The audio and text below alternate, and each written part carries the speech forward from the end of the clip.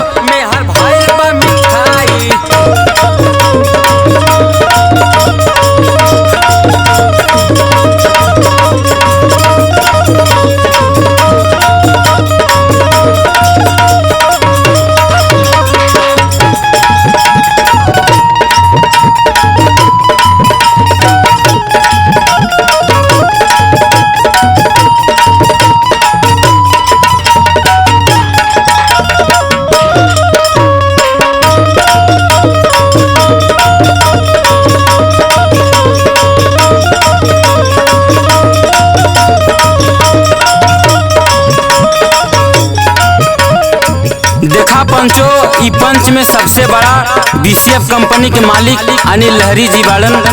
आप समझा देता आपसे अब हाथ जोड़ के विनती बा चाचा इनके तनी सुधार दा। सूरज लाल भैया तनी तू ही समझावा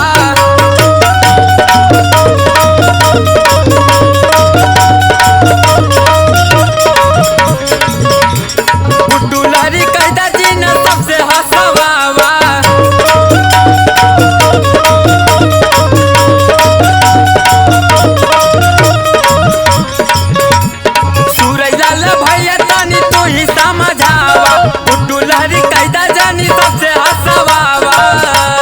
तोहरो भाई एक दिन बुढ़ाई हो मेहर भाई